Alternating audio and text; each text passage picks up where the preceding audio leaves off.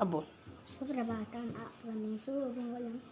मैं आज साम्याचा विचार प्रस्तुत करने जा रहा हूँ जिसका गुरु गोविंदो खड़े काके लागोवा बलिहारी आपने गोविंदो बताए।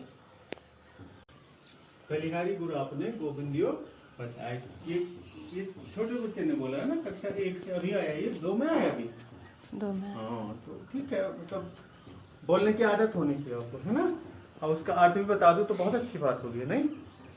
तो गोविंदियो बताया, किसने बताया गोविंद का रास्ता? गुरु ने। और गुरु और गोविंद दोनों में से पहले किसको सम्मान देंगे? गुरु को, क्योंकि गुरु ने भगवान का रास्ता बताया। हाँ, गुरु बताते हैं कि आपको कैसे चलना है, किस रास्ते पर चलना है ना।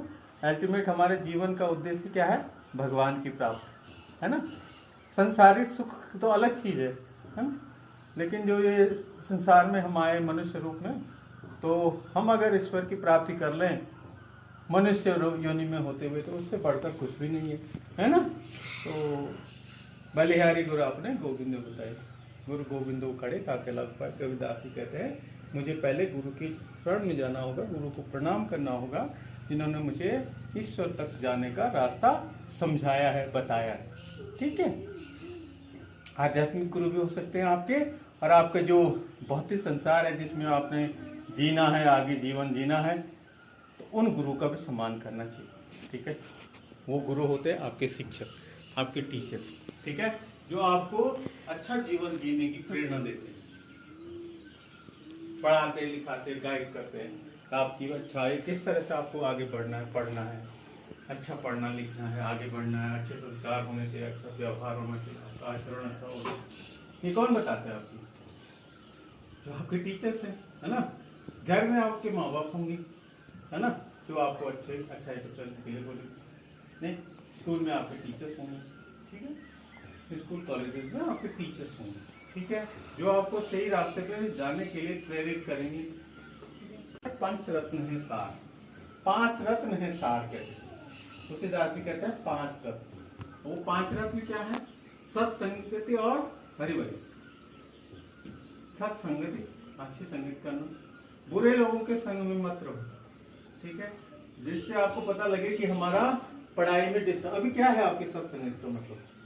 अभी तो आप ग्रोन अप नहीं है, ग्रोइंग एज पे बच्चे हैं। ठीक है, आपकी सत्संगति का मतलब हुआ अच्छे दोस्तों का साथ करें, जो आपको अच्छे जीवन के लिए प्रेरित करें, अच्छी बातें करें। ठीक है, गंदी बातें न करें, अच्छा अच्छे आचरण वालों के साथ रहें। ठीक है, और हरि भजन भी कहते हैं, हरि भजन भी करना चाहिए, सत्संगति करनी चाहिए, और दया होनी चाहिए। मनुष्य में दया, दया ही धर्म है ना। पढ़ा है ना, दया धर्म का मूल है। हाँ, तो दया धर्म का मूल है। अगर धर्म में चलना चाहते हैं तो आपके अंदर दया का भाव होना ही चाहिए। ठीक है, इंसान है ना, हम मनुष्य हैं, तो हमें दया होनी ही चाहिए। ठीक है, सब पे दया, जीवों पे दया। पेड़ पौधों में भी जीवन होता है, उनको भी तंग मत करो, परेशान मत करो। आते जाते क्या करते रहते हैं, उनकी पत्नी को छोड़ते रहते हैं। उनका भी जीवन है, बोलते नहीं सिर्फ, लेकिन उनका भी जीवन है। डॉक्टर बसु ने कहा कि इनके भी क्या है, जीवन है। वो चलते फिरते नहीं है और बोलते नहीं है, लेकिन जीवन तो उसी है ना। देखो बड़े हो रहे, पढ़ रहे हैं ना, रिप्रोड्यूस होते हैं, एक से कई बनते हैं, है ना। तो जीवन उनपे भी है विचार। तो इसलिए हम तो पेड़ पौधों से भी कहेंगे कि उनको भी आपने, उनपे भी दया आपकी होनी चाहिए। ठीक है, पशु पक्षी के लिए तो नहीं है, और मनुष्य तो आपकी विरासत है ये, इन सब पे दया का भाव होना चाहिए। ठीक है, दया धर्म का मूल है, और धर्म से तो चलना ही है।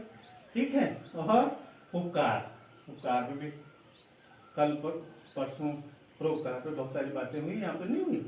परोपकार पर तुम कहाँ थे? परसों तो क्यों यहाँ पर क्यों कह रहे? हार्दिक तो था ही परसों जब हमने यहाँ पे परोपकार के बारे में बात की, लेकिन बाकी बच्चों को पता है परोपकार तो नहीं बताया आपको परोपकार क्या होता है ना। तो उपकार भी होना चाहिए, उपकार। तो ये 5 रत्न है, समझो जीवन। ठीक है, क्या क्या बोला? सत्संगति और हरिभजन। ठीक है, जीवन में जब आप बड़े होंगे तो आप इन चीजों का मूल्य समझेंगे। ठीक है, और दया धर्म उपकार। ठीक हो गया? हाँ, ये 5 रत्न है। और यहाँ पे 5 रत्न के अलावा ये जीवन के रत्न है। और हमारे प्रदेश पंच बद्री, पंच केदार, पंच प्रयागी। प्रयागों की बात हो गई थी पहले, है ना? कहाँ से शुरू किया था हमने? विष्णु प्रयाग से, नंद त्याग, कर्ण त्याग, रुद्र त्याग, देव त्याग। और कौन कौन से नदियों का संगम होता है वो जीके के क्वेश्चन, जो आपके क्वेश्चन आए है ना, जीके की एक बुकलेट आपने बनाई हुई है ना। आई hopefully I will be checking it at the last of this month, before closing the school I will be checking your that notebook. मैं वो चेक करूंगा और तब जाने दूंगा आपको छुट्टी पे, ठीक है? जब भी क्लोजिंग होगी, व्हेनेवर इट विल क्लोज। तो आपके ये सारे जीके नोट होने चाहिए उसमें। और डिविनिटी की जितनी बातें हुई, जो कहानियां यहाँ पे सुनाते हैं डिविनिटी से रिलेटेड होती है, तो वो कहानी में आपको पहले 10 दिन का नहीं लिखा तो कोई बात नहीं, April first 10 days, because there was the chaos time ना। स्टार्टिंग में होता है कि कॉपी, किसी के पास कॉपी नहीं है, किसी का इधर उधर नहीं। पहले अप्रैल से नहीं होता, पहले अप्रैल से और एक हफ्ता हम ये मानते हैं कि दैट इज डिविनिटी के वो छोटे दोहे हैं, श्लोक हैं, उनको लिख बता सकते। और ज्यादा टाइम नहीं लगता, 4-5 मिनट में हो जाता है। खाना खाने के 5 मिनट आ जाओ, लिख लो। रात में नोट कर दो, घर जा करके उसमें जो आपकी वो कॉपी है जिसको मैंने कहा था डिविनिटी एंड जीके, वो वाली कॉपी में लिख दो। Divinity means these are shlokas and dohas, ठीक है? वो डिविनिटी से रिलेटेड होंगे। और जीके तो आप पता ही है, एक एक जीके का क्वेश्चन यहाँ होता है, यहाँ होता है। और बहुत अच्छे बच्चे हैं तो आप टुडेज वर्ल्ड भी लिख दो, और बहुत अच्छे बच्चे हैं तो टुडेज स्पेशल भी लिख दो। अगर जीवन में बहुत अच्छा करना चाहते हैं तो पूरा ब्लॉग कोड बोल्ड लिख लो, टुडेज थॉट भी लिख दो। और अगर आपने ऐसे ही सोच लिया कि अब घास ही काटना, 5 बद्री कौन कौन से हैं? बद्रीनाथ, श्री बद्रीनाथ। सबसे पहले तो श्री बद्रीनाथ, आजकल यात्रा चल रही है, खूब लोग जा रहे हैं वहां पे, नहीं जा? तो श्री का वैकुंठ भी कहते हैं इसको, है ना? भगवान विष्णु के लिए समर्पित ये स्थान बद्रीनाथ हो गया। उसके बाद आदि बद्री, ठीक है? सिमली बैंड से आदि बद्री के लिए जाते हैं, कैरसर वाले रोड पे जाते हैं, आदि बद्री हो गया। भविष्य बद्री हो गया, वृद्ध बद्री हो गया, और योग ध्यान बद्री हो गया। तो ये 5 बद्री भी हैं, ठीक है?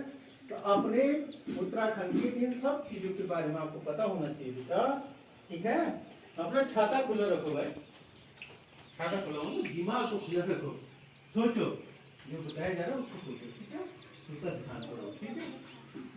तो 5 बद्री भी हो गए। Today's daily black board update 1777 1777 1777 date कौन सी है?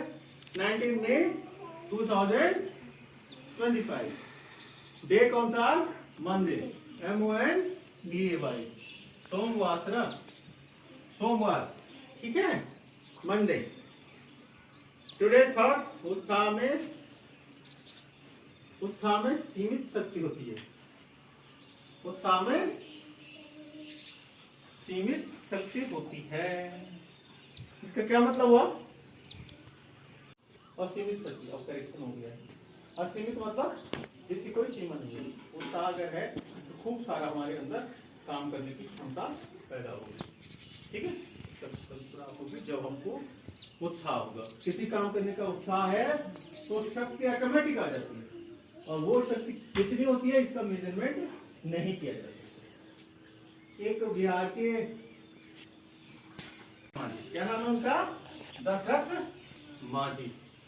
भाई देखो, थोड़ा किस भी है, कहा होगा क्या ज्यादा भूखा भी नहीं कहते, आप तो पूरे होंगे। उनकी गांव में रोड नहीं थी, ठीक है? रोड नहीं थी, उनकी पत्नी बीमार हुई बहुत ज्यादा, और रोड कई किलोमीटर पैदल जाना होता है, कई किलोमीटर पैदल जाना पड़ता था हॉस्पिटल के लिए, ठीक है? उनके मन में एक आया कि यार देखो, अब क्या हुआ कि वो पैदल लाए अपनी मिसेस को, ठीक है ना?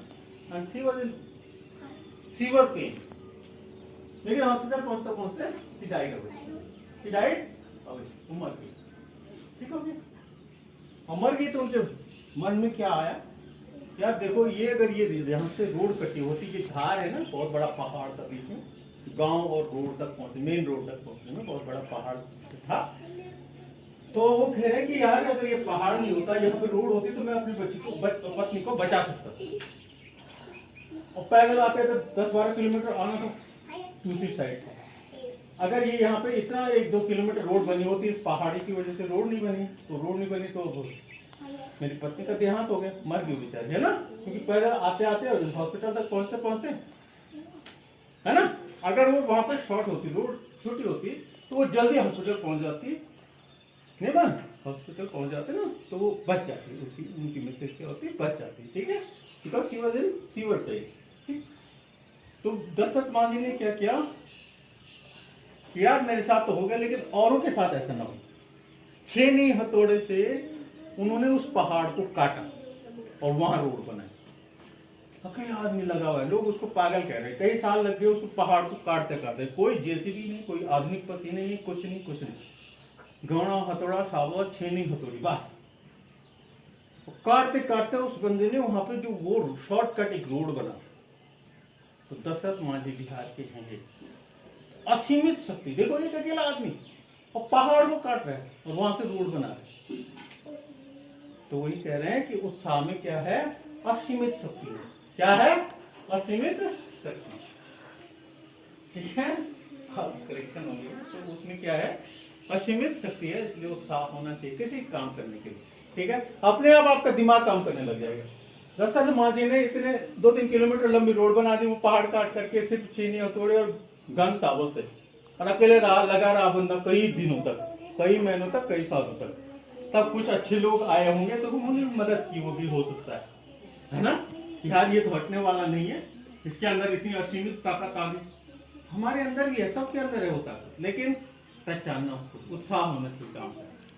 और जिस दिन उत्साह हो गया तो आपको पढ़ाई ऐसे लगी, तो बहुत मजेदार चीज है, क्यों है, नहीं है। जब पापा घर पे ना हो तो ऐश करो, आनंद करो।